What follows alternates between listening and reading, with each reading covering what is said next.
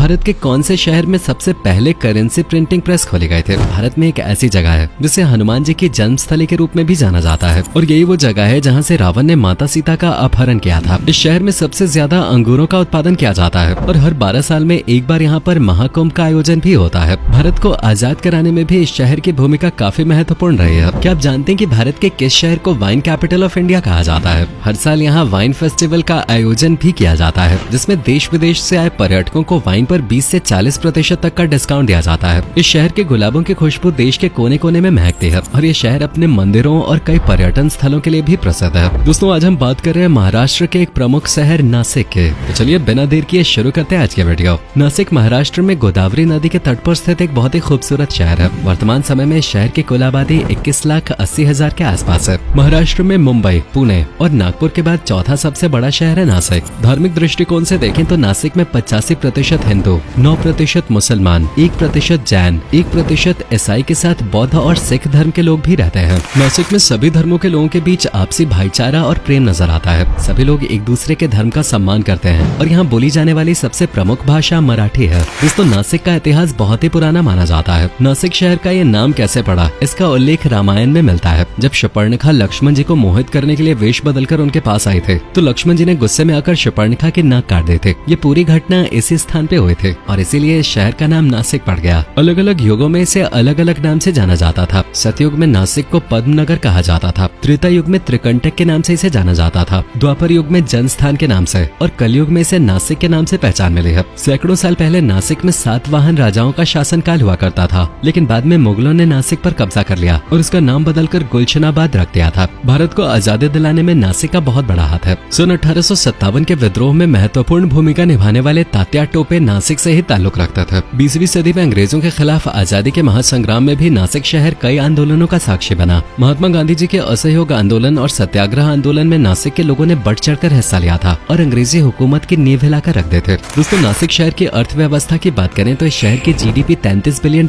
के आसपास है, जिससे महाराष्ट्र सहित पूरे देश की अर्थव्यवस्था को मजबूती मिल रही है। यहाँ पर Atlas, Mahindra, CEAT tyres, Hindustan Unilever limited जैसी कई बड़ी कंपनियां मौजूद हैं और बड़ी संख्या में बिहार, उत्तर प्रदेश और अन्य कई राज्यों से लोग रोजगार की तलाश में नासिक शहर आते हैं। बता दें, देश की पहली करेंसी छापने की प्रिंटिंग प्रेस नासिक शहर में ही शुरू किए गए थे और यहाँ पर सबसे पहले 5 रुपए का नोट प्रिंट किया गया था। कई बड़ी बड़ी हस्तियों का जन्म इस शहर में हुआ था। भारतीय फिल्म इंडस्ट्री के पितामह कहे जाने वाले दादा साहब फाल्के जी का जन्म भी नासिक में ही हुआ था। देश की सबसे पहले फिल्म राजा हरिश्चंद्र दादा साहब फाल्के जी ने नासिक में ही बनाई थी। नासिक शहर की खूबसूरती को कई बॉलीवुड फिल्मों में भी दिखाया जा चुका है। बाजीगर, मदर इंडिया, अशोका, शमिताभ, खाके और पीके जैसी फिल्मों की शूटिंग नासिक में हुई है। नासिक में बड़ी संख्या में लोग एग्रीकल्चर सेक्टर से भी जुड़े हुए हैं। सबसे ज्यादा अंगूरों का उत्पादन नासिक में होता है। इसके अलावा लहसुन, प्याज, गेहूं, धान और कई अन्य फसलों का उत्पादन भी नासिक में किया जाता है। दोस्तों, नासिक को भारत सरकार ने स्मार्ट सिटी मिशन के तहत टियर 2 की सूची में शामिल किया है। पिछले कुछ सालों में यहाँ पर कई विकास कार्य हुए हैं। शहर के इंफ्रास्ट्रक्चर में सुधार किया जा रहा है। देश का दूसरा सबसे लंबा रोड ब्रिज भी नासिक में ही मौजूद है। नासिक शहर में भारतीय सेना का आर्टिलरी सेंटर भी मौजूद है। दरअसल सन 1947 में आजादी के दौरान ये सेंटर पाकिस्तान से भारत शिफ्ट किया गया था। यहाँ पर भारतीय जवानों को आधुनिक हथियार और तोप चलाने की ट्रेनिंग दी जाती है। पर्यटकों के लिए भी इस स्थान पर एक आर्टिलरी म्यूजियम भी बनाया गया है, जहाँ आपको कई शानदार हथियार, मिसाइल्स और अन्य सैन्य उपकरण देखने को मिल जाएंगे। अगर आपको भी भारतीय सेना पर गर्व है तो एक बार इस म्यूजियम को जरूर विजिट करें। आज के समय में MiG-27, MiG-21 और सुखोई जैसे लड़ाकू विमान भी नासिक में ही बनाए जा रहे हैं। नासिक महाराष्ट्र के एक प्रमुख एजुकेशन हब के तौर पे भी अपनी पहचान बना रहा है। नासिक शहर का लिटरेसी रेट 90% से भी ज्यादा है। Symbiosis institute of operations management,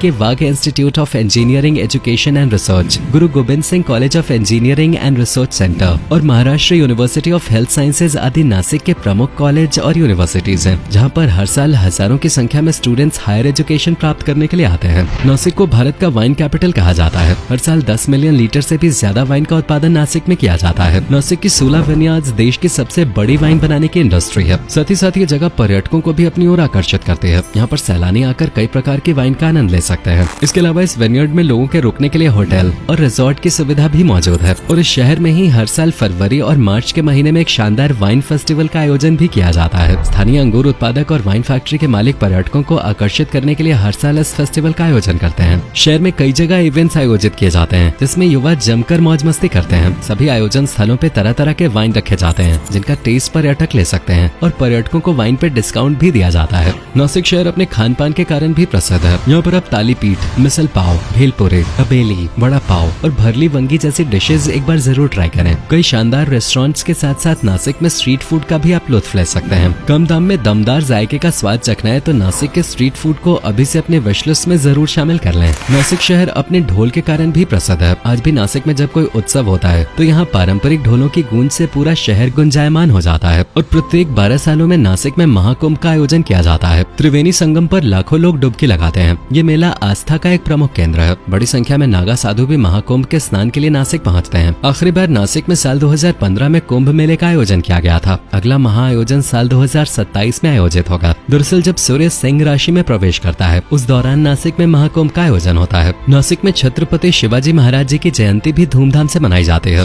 चलिए दोस्तों, अब हम आपको नासिक के उन जगहों के बारे में बताते हैं जहां आप घूमने के लिए जा सकते हैं। वैसे तो मुख्य रूप से नासिक शहर अपने ऐतिहासिक मंदिरों और तीर्थ स्थलों के लिए ही जाना जाता है। नासिक के अंजनेरी हिल्स को महाबली हनुमान जी का जन्म स्थल माना जाता है। अंजनेरी हिल्स के ऊपर हनुमान जी का एक मंदिर भी बना हुआ है जहाँ पहुँचने के लिए आपको थोड़ी ट्रेकिंग करनी होगी। साथ ही यहाँ पर एक झील भी बनी हुई है। कहा जाता है ये झील हनुमान जी के पैर रखने के कारण बने थे। गोदावरी के किनारे पंचवटी नासिक की एक बेहद खूबसूरत जगह है और साथ ही ये हिंदुओं के लिए प्रमुख आस्था का केंद्र भी है। कहा जाता है कि इसी स्थान पर भगवान राम ने माता सीता और भाई लक्ष्मण के साथ अपने वनवास का ज्यादातर समय बिताया था। इस जगह का नाम यहाँ मौजूद बरगद के 5 पेड़ों के कारण पड़ा है। इसके अलावा इसी स्थान पे एक सीता गुफा भी बनी हुई है जिसे देखने दूर दूर से श्रद्धालु आते हैं। रामकुंड भी नासिक में बहुत प्रसिद्ध है। पौराणिक कथाओं के अनुसार वनवास के दौरान भगवान राम ने इस कुंड में स्नान किया था